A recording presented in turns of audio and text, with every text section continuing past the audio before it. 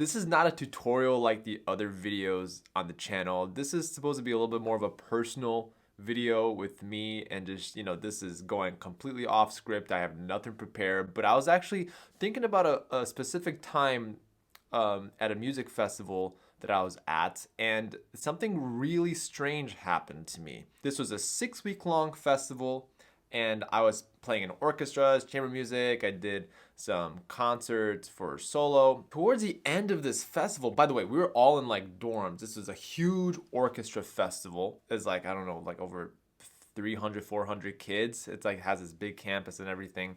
Towards the end of this festival, this was, God, like maybe 12 years ago. This was so long ago. The weirdest thing happened to me. So like when you go to like summer camp, you have like the bunk beds and you have like the cabins and everything. Well, I was like on the bottom bunk, near the door of my cabin. I had like other cabin mates or whatever. And then this shows up on my bed. To this day, I have no idea why I got 2 copies of Haydn string quartets on my bunk bed. It's the strangest thing. And both quartets, and these are like old string quartets. It's all raggedy. I kept it to this day because I thought that, I don't know, maybe this was a sign from above that I just got these random first violin string quartets by Haydn that I'm just gonna be playing. Maybe my career is gonna be in chamber music. And boy, was I wrong. I turned out to be a teacher instead, which is not a bad thing, mind you. But this is definitely the strangest thing that has happened to me. And there are like no pencil markings at all. But I have 2 copies, 2 volumes of the Peters edition of the Haydn string quartets. But I know for this fact that I have this handwriting above here. There is like, no names, no signatures, no nothing. This is something that I've never shared publicly before, and this is, I don't know how it happened, to be honest with you. I really have no idea, but I love Haydn. By the way, Joseph Haydn is one of my favorite classical composers. Just, you gotta love the man because he was very, very smart in marketing himself, even back in the 1700s. To me personally, I look back on Joseph Haydn as like one of the first musical entrepreneurs. That might not be historically correct, but hear me out. I think, to me, based on the amount of work that he's done for the Prince of Esterhazy in Austria, then all of a sudden the Prince of Esterhazy dies, yeah? And all of a sudden he is, left to do whatever he wants. So he has built a name for himself for numerous years, making whatever the prince wanted. He's created quartets, he's written symphonies, like he is, Papa Haydn. He has performed so many symphonies, guys, which are all great. But I got all this, and I still keep it to this day. And I'm not sure why. Maybe subconsciously, maybe that I will do a lot of chamber music one day. But this is a constant reminder that this unexpected things can happen in music, and some things can just like pop up in your life that you don't even expect. And maybe that's the purpose of this video. When I was a young music student, I would never have guessed that I would be where I am today 12 years ago. I would never have thought that I would be making videos on YouTube to talk to you, the viewer, about my life as a musician and my life as a violinist and all the things that I do with the Violin podcast and all the things that I do with violin teaching and trying to help you become a better violinist. That's been my goal for the last year and a half, now coming on 2 years.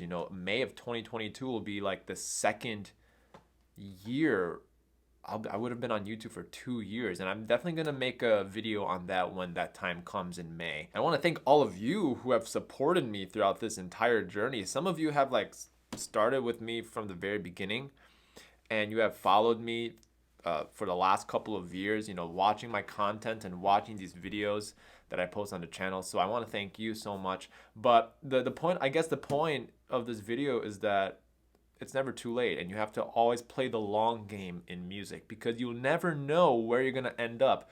You might be in a situation, or you might be in a chapter of your life where you're simply not getting the gigs or not getting the students. And believe me, I was there. And to tell you the truth, there were moments where I did Uber and Lyft, and even sometimes I did DoorDash because I needed to make ends meet. There's no shame in that, especially if you want to be successful in music.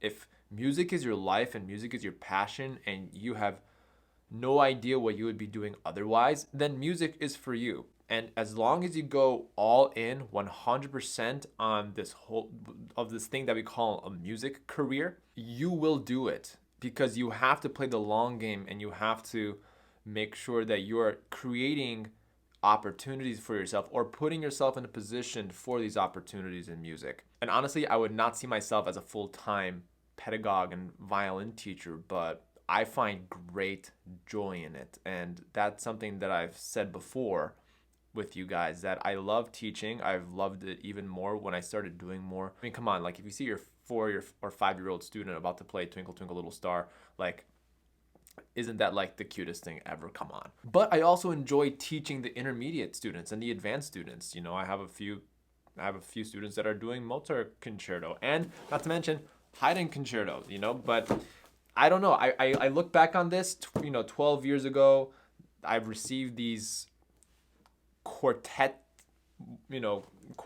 first violin string quartets. Maybe I wasn't the intended person to receive this. Maybe the person who brought these quartets into my into my bunk bed, into my cabin in this one summer festival, thought it was going to be for someone else.